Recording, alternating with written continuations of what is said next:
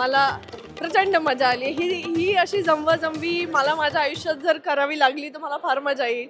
आणि माझे वडील गेल्यानंतर 3 वर्ष झाली माझ्या वडिलांना जाऊन. तर मला असं कायम वाटायचं की माझ्या आईला एखाद्या पार्टनरची गरज आहे का? असं सतत वाटत राहायचं एक बॅक ऑफ द माइंड.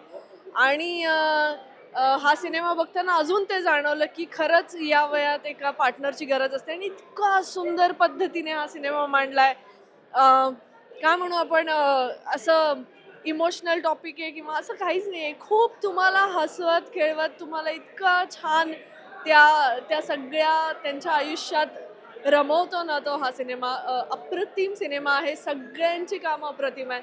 अर्थात माझ्या हृदयाच्या जवळ तुम्हाला माहितीच आहे कोण आहे. त्यामुळे अशोक पप्पांनी तर त्यांच्या कामाबद्दल मी बोलूच शकत नाही. पण ते त्यांची मी मानसकन्या असल्याचा मला फार फार फार अभिमान वाटतो आणि आनंद वाटतो. कारण अ, काय म्हणू आपण आपण इतके वर्ष त्यांची कामं बघतोय वेगवेगळी. आणि ह्या वयात आत्ता हे काम बघितल्यानंतर असं वाटतं की या माणसाचं वय बदललंय का नाही बदललंय का तेवढंच आहे. वंदना मावशी, मला असं वाटतं तिची एनर्जी मी कदाचित माझ्या आयुष्यात मॅच नाही करू शकणार. आणि माझी लाडकी, जिला मी असं म्हणते की जी माझी दत्तक मुलगी आहे, तर तनिष्का. तनिष्काने इतकं गोड काम केले. तिची पहिली फिल्म आहे आणि मला मला प्रचंड आनंद झालाय, आनंद होतोय आणि खूप अभिमान वाटतोय तिचा. आणि तिने अप्रतिम काम केलंय. ओमकारने खूप सुंदर काम केलं आहे.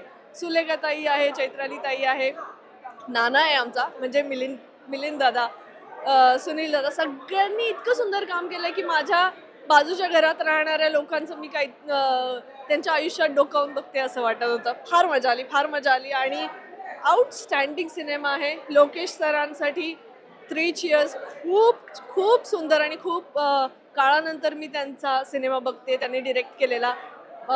प्लीज तुम्ही अजून छान छान असे सिनेमे डिरेक्ट करत राहा. मला फार मजा आहे. थँक्यू.